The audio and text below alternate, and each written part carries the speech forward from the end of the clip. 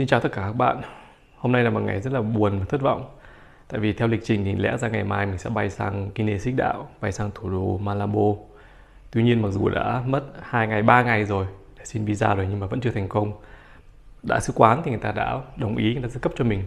Nhưng mà họ cứ lấy cớ rằng là bây giờ họ phải chờ cái quyết định cuối cùng của bên Bộ Ngoại giao ở bên nước họ gửi sang thì họ mới cấp visa cho. Nên là không còn cách nào khác, phải chờ thôi. Visa Guinea Xích Đạo là một loại visa rất là khó nhằn, rất là khó xin. Mình biết trước điều đó rồi nên cũng không quá là bị sốc và đã chuẩn bị trước plan B. Ngày mai sẽ không bay sang Guinea Xích Đạo mà bay sang Cộng hòa Trung Phi. Kế hoạch thay đổi đột ngột vào đây châu Phi thì đây là điều hết sức bình thường có thể xảy ra và bạn phải chuẩn bị sẵn tinh thần để có thể đối phó với những thay đổi đó. Và bây giờ mời các bạn đồng hành cùng mình trên chuyến đi tới Cộng hòa Trung Phi. Và theo thống kê về tỷ lệ tội phạm hiện nay thì Cộng hòa Trung Phi là nước nguy hiểm nhất ở châu Phi cho đến thời điểm này. Và chúng ta sẽ xem đất nước này như thế nào. Bây giờ phải chén mấy quả xoài ở Cameroon này, ăn rất là ngon và rất là rẻ.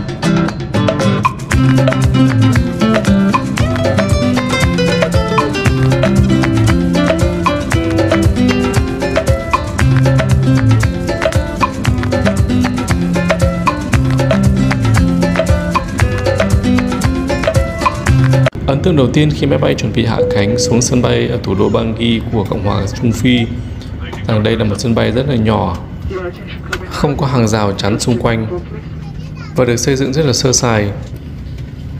Máy bay của mình là máy bay chở khách duy nhất hiện nay đang có mặt ở sân bay ở thủ đô Bangui, còn xung quanh sân bay chỉ toàn là máy bay cứu trợ lương thực của Liên Hợp Quốc. Các bạn có thể nhận thấy bằng chữ UN ở bên ngoài máy bay. Để tới được Cộng hòa Trung Phi cũng là điều không phải dễ dàng. Các hãng hàng không bay đến đây cũng có thể đếm trên đầu ngón tay được. Chỉ có một vài hãng bay từ Cameroon hoặc Kenya. Từ sân bay các bạn có thể bắt taxi hoặc bắt xe ôm để đi vào trung tâm thành phố. Và đây là những hình ảnh đầu tiên về Cộng hòa Trung Phi. Đường ở đây chỉ là đường đất, bụi và sóc, hứa hẹn một chuyến phiêu lưu rất là gian nan ở đất nước này.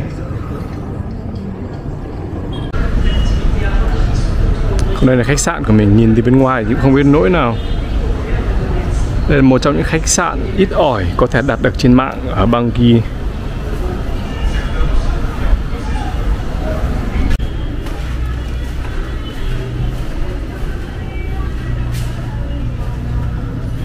Phòng cũng không biết nỗi nào, khá tươm tất, khá đẹp.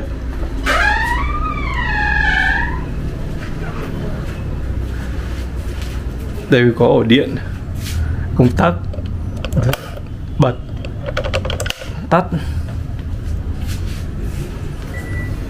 Phòng tắm cũng khá rộng.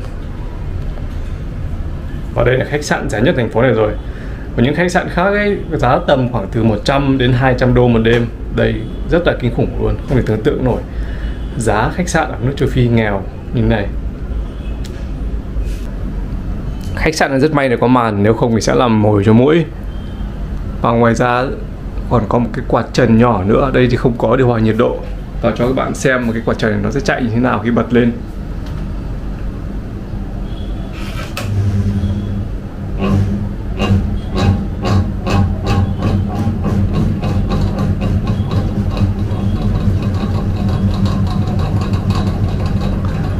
Tiếng như tiếng máy cày đúng không?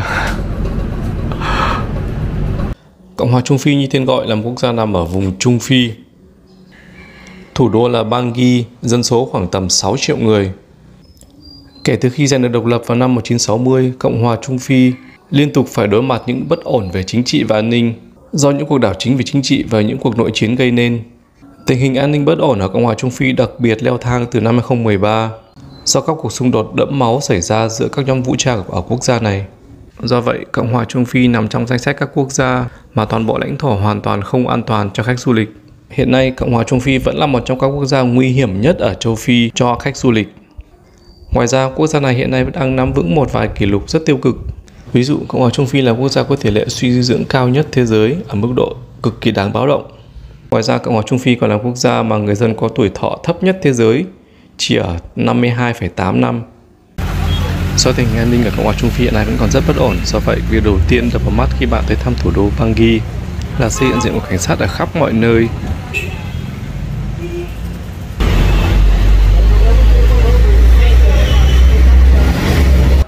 Cùng những chiếc xe đi tuần của lực lượng gìn giữ hòa bình của Liên Hợp Quốc. Do vậy, việc quay phim chụp ảnh ở đây là một điều cực kỳ nhạy cảm và khó khăn. Đây là quảng trường trung tâm của thủ đô Bangui. Để được phép chụp ảnh, bạn phải vào đồn cảnh sát ở gần đây để xin phép. Trước khi cho phép chụp ảnh, họ sẽ kiểm tra danh tính, kiểm tra hộ chiếu. Nếu cảnh sát cho phép bạn chụp ảnh, họ sẽ nói rõ bạn được phép chụp bao nhiêu kiểu và sẽ đứng canh chừng kiểm tra đúng số lượng như cô cảnh sát này. C'est tout. Ah, c'est tout? Ah, ok. Allez, les flags. Central Africa. C'est bon? Ouais. Merci. Sau khi giám sát xong việc chụp ảnh, họ sẽ yêu cầu bạn rời khỏi nơi này ngay lập tức. Đường xá ở thủ đô Bangui của Cộng hòa Trung Phi chủ yếu là đường đất. Một số con phố chính ở trung tâm cũng được trải nhựa. Tuy nhiên những con phố này cũng được phủ một lớp đất nên khiến việc đi lại rất là bụi bặm. Tuy nhiên chất lượng của hầu hết các con phố ở thủ đô Bangui đều rất tệ, như các bạn có thể thấy trong hình ảnh này.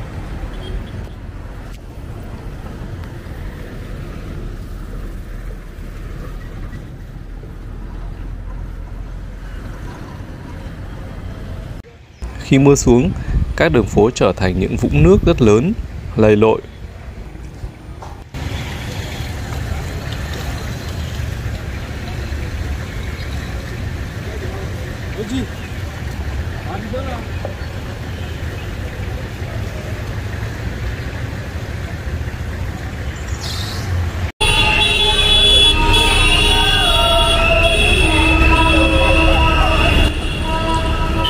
Còn đây là một cảnh rước dâu trong một đám cưới qua thủ đô Bangui.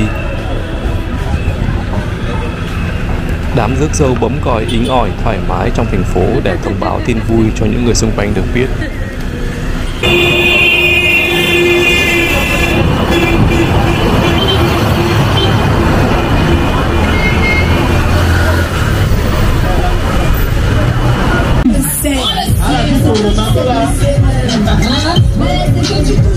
Các bạn đang theo dõi một hình thức quảng cáo sản phẩm ở Cộng hòa Trung Phi.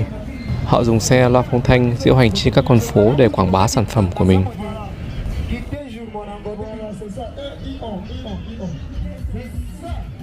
Còn ngày 11 tháng 5 hàng năm vẫn là ngày tưởng niệm những nạn nhân hy sinh trong các cuộc xung đột, cuộc nội chiến đẫm máu ở Cộng hòa Trung Phi. Còn đây là một sạp hàng bán báo và tạp chí trên đường phố. Báo chí ở đây vẫn ấn bản ở khổ khá nhỏ. Còn những tờ tạp chí thì đã rất cũ. Nhiều tờ tạp chí không được ấn bản ở Cộng hòa Trung Phi mà được mang về từ các quốc gia khác.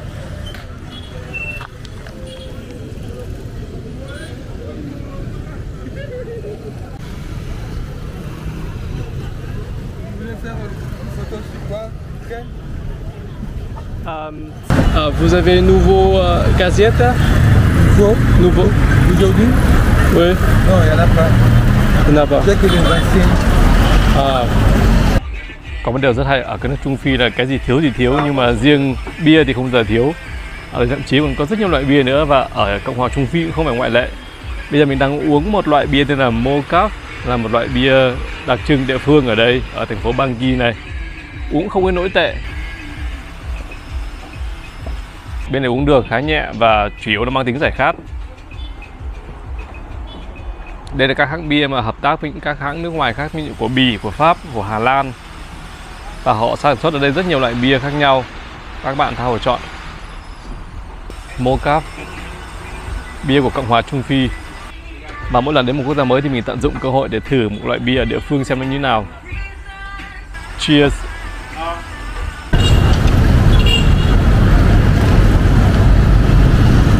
Ở Bangui có một cái tượng đài rất là thú vị, đó là tượng đài của những chiến sĩ Nga bảo vệ Cộng hòa Trung Phi. Họ được coi là những người bảo vệ của đất nước này. Và như các bạn thấy thì là cái tượng đài này được chăm sóc và được bảo dưỡng rất là kỹ lưỡng.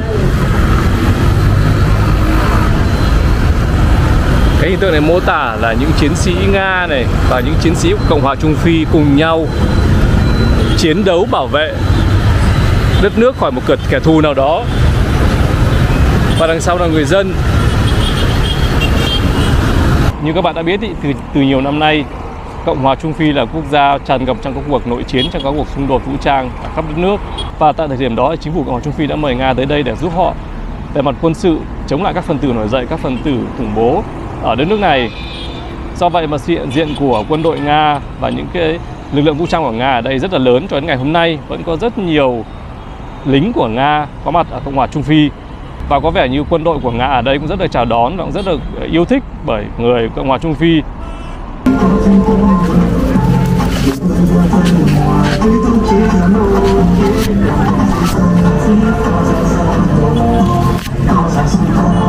Vietnam. Oui. Non, Vietnam, il y en a, mais c'est fini. J'ai tout vendu. Ah, c'est Cherche fini. encore Vietnam. Cherche Vietnam encore. C'est la Russie? C'est Russie. Russie, oh. C'est la Union européenne. Oh. C'est Centrafrique. Centrafrique. Yeah. C'est la France. France? France, États-Unis. Je recherche le drapeau du Vietnam. Du Vietnam. Du Vietnam, oui. Non, du Vietnam, là, je vais encore chercher. J'ai pour Vietnam. Tu n'es pas Vietnam? Non, pour Vietnam, il y en a. J'aime Vietnam, non? Tu aimes Vietnam? Oui, moi j'aime Vietnam. Pourquoi? C'est le bon pays. C'est le bon pays? Oui. Ah. Parce que moi je suis centrafricain. La Vietnam avec Centrafrique là. J'aime les militaires vietnamiens. Ah, ok. Oui, c'est des bons militaires. Bon militaire. Je les vois dans les films. Ah, ok. Ils font bon les combats. Oui. Regarde, les... Très bon Vietnam. Tu connais Vietnam? Tu connais Vietnam? J'aime beaucoup le Vietnam. Les Vietnamiens ils sont très forts. J'ai l'habitude de voir souvent le film du Vietnam. C'est donc pour laquelle j'aime le Vietnam beaucoup. Anh ấy đã xem rất nhiều phim về Việt Nam, về chiến tranh. Drapeau de Vietnam aussi, là. Et toutes les qualités de drapeau. Même pas interview là. Aïe. Attends. Je vais te montrer ça. Ça va, c'est tous les drapeaux. Danemark.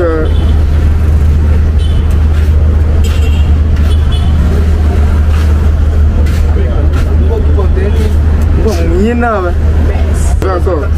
Ou Vietnam, il y en a. Vietnam. Il y en a. Ouais. Tu as trouvé, non? Oui, Vietnam. C'est ici. Oui, oui. Ouais. C'est comme le drapeau de Maroc là. Attends, c'est comme ça, non? Non, non. Non, c'est comme le drapeau de Maroc, mais pour vous là, c'est jaune. Oui. Tu vois, pour Maroc. L'étoile est jaune. Oui, ici c'est jaune. Pour Maroc, c'est vert. Jaune, ouais. Moi, je vais chercher le jaune comme ça. Au Vietnam. Ici, c'est vert, non? Oui. Ah, ok. Oui. Et à demain. Ah, ok, pas de problème, à demain. À demain. Merci, merci, à demain. Ở Cộng hòa Trung Phi, tất cả các siêu thị lớn đều được quản lý bởi người nước ngoài, chủ yếu là người Liban. Những siêu thị này cũng chủ yếu dành cho những người nước ngoài làm việc tại Cộng hòa Trung Phi, tại vì giá cả ở đây cao gấp nhiều lần so với chợ địa phương bên ngoài.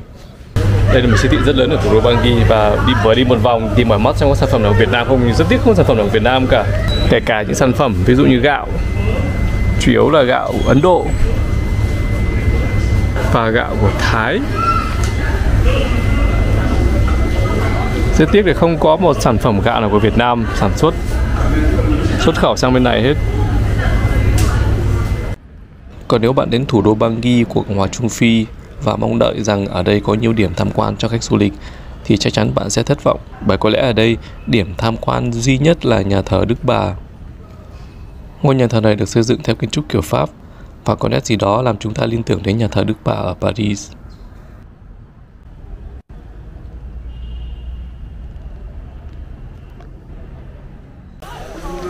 Hiện nay mình đang đứng ở bên cạnh dòng sông Ubangi, là cái dòng sông chảy qua thành phố Bangui này.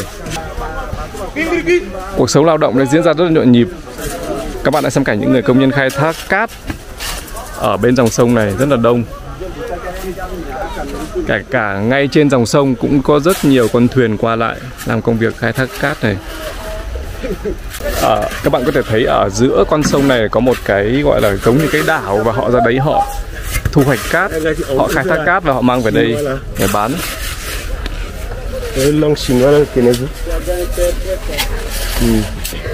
Je ne suis pas chinois. Je ne suis pas chinois. Non, non. Vous êtes français? Non, je ne suis pas français. Je suis vietnamien. Vietnamien? Vietnamien. Tu connais Vietnam? Je connais Vietnam. Tu connais Vietnam? Oh, Ramboji, le film là. Ah, ok, c'est bon. Et comment vous appelez? Quel est votre nom? Comment vous appelez? Moi, je m'appelle Gélas. Gélas. Gélas. Bonjour. Bonjour, Gélas. Bonjour, Gélas. C'est le bricole. Quand il n'y a pas de boulot, on fait seulement pour avoir quoi à manger. Bonjour. Et Dedans. 2001. Bon, 2001 c'est proche. On est ici depuis 80 97. 97. 1997. Ah. En 2000. Le Vietnam.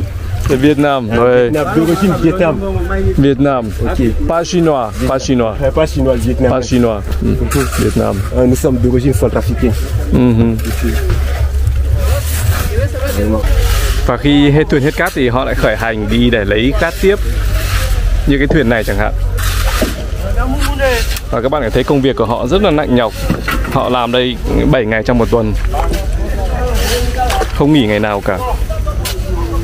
Et combien de l'argent vous gagnez par mois? Par rapport 3.000. Và đi thuyền trên sông Ubangi là một tiết mục không thể bỏ qua được nếu mà bạn đến thăm thủ đô Bangui, Cộng hòa Trung Phi. Đằng sau kia chính là cảng của Bangui. Còn xa xa một chút, đằng sau dãy núi kia là Cộng hòa Dân chủ Congo, hay gọi là Congo Kinshasa. Vì đây là dòng sông chảy qua Cộng hòa Trung Phi và Cộng hòa Dân chủ Congo. Càng ra giữa sông thì sóng càng to và thuyền càng chòng chành. Cũng hơi run run một chút, nhưng mà bây giờ đang ở giữa sông rồi, đang lên lưng cọp rồi thì không thể xuống được bây giờ. Phải cố thôi.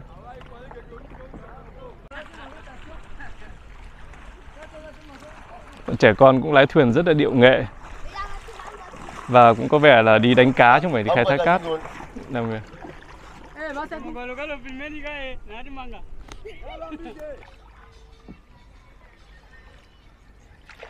Trên cái hòn đảo nhỏ nhỏ này, trên con sông này có một ngôi làng và bây giờ mình sẽ vào thăm.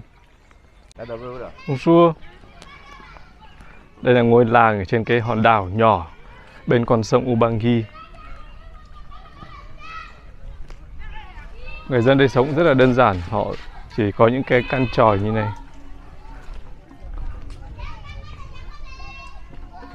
Tất cả những căn nhà ở đây là được UNICEF tài trợ xây dựng cho những người dân ở đây.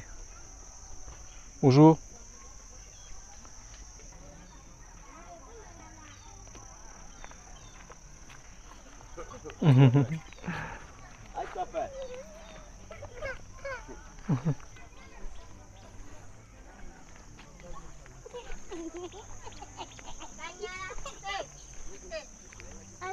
Bonjour.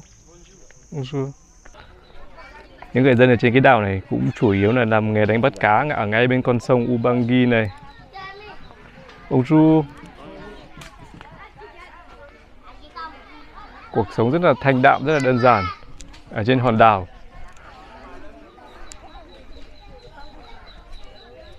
Bonjour. Bonjour. Bonjour. Từ phía bên này các bạn có thể thấy là bên kia là thành phố Bangui và các công nhân đang khai thác cát, vẫn đang làm việc rất là hồ hởi. Bonjour. Ça va. Trẻ con đây cũng chạy theo và cũng hô là Zungu, cái là người da trắng, người da trắng.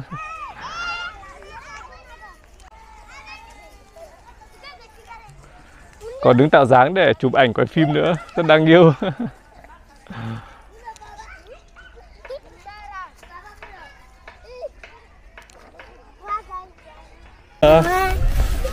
Ça va?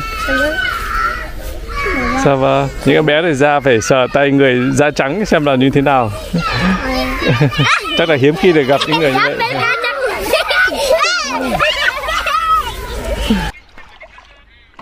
Và cuộc sống của người dân ở trên đảo này cũng liên quan chặt chẽ với con sông này. Đây họ giặt giũ và rửa giấy, có khi cả tắm rửa cũng ở con sông này luôn. Bonjour. Các bạn hãy xem kỹ thuật chèo thuyền của những người ở đây.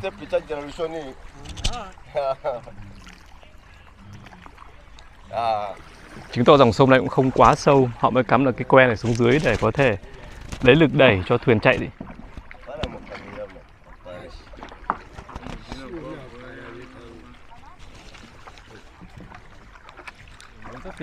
Và một trong những điều mình rất tò mò muốn tìm hiểu khi đến những đất nước nghèo và bất ổn như thế này là xem giá cả ở đây như thế nào.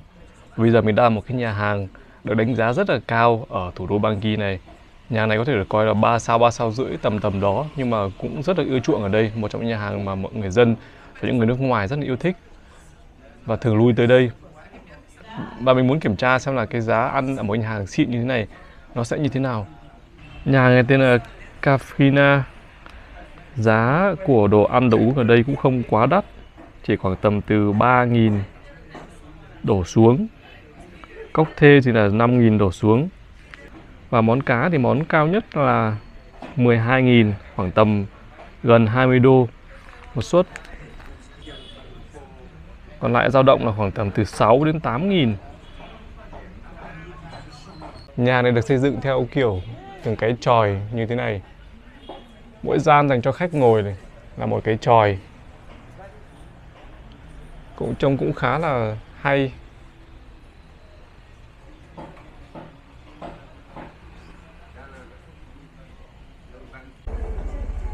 Và tại cái nhà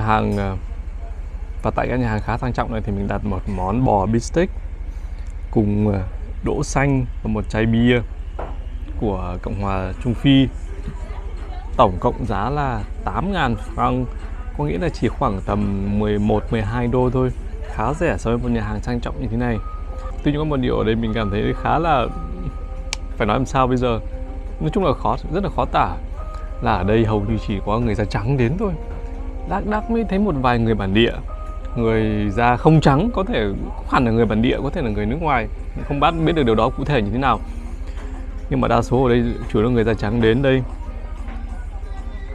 Nói chung thì Cộng hòa Trung Phi còn là một nước rất là nghèo.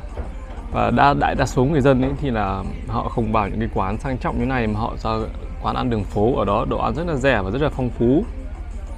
Và cho các bạn xem một lần nữa cái món ăn mình đặt ở đây. Đây, thịt bò beefsteak và đỗ xanh. Và ở Bangui này có một vài cửa hàng mà chủ ở đó có thể là người Pháp hoặc là người Thổ Nhĩ Kỳ. Giá của những đồ ăn ở nhà hàng đó rất là cao, có thể so sánh với lại cái mức độ ở châu Âu. Tại những nhà hàng này, ngoài những nhân viên là người bản địa, còn khách hàng thì đại đa số là những người da trắng. Có những lúc khách hàng ở đây 100% là người da trắng. Những quán kiểu này được bài trí rất là hiện đại. Do vậy nhiều khi bạn có cảm giác là đang ở trong một quán sang trọng nào đó ở châu Âu, chứ không phải ở một nước châu Phi nghèo và đang xảy ra những cuộc nội chiến. Trước khi tạm biệt Cộng hòa Trung Phi, chúng ta hãy cùng ngắm lại một lần nữa sân bay ở thủ đô Bangui. Đây là một sân bay rất nhỏ, chỉ có một đường băng duy nhất. Và phía xa xa đằng kia, các bạn chỉ thấy những máy bay của Liên Hợp Quốc đến đất nước này để làm nhiệm vụ cứu trợ. Còn dưới đây là sảnh đợi duy nhất cho hành khách ở sân bay này.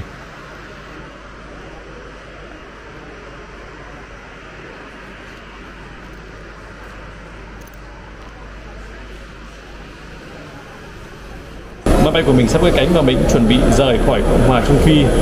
Và hy vọng các bạn thích cái trải nghiệm vừa rồi ở đất nước này. Hẹn gặp lại các bạn trong các trải nghiệm tiếp theo. Xin chào và hẹn gặp lại.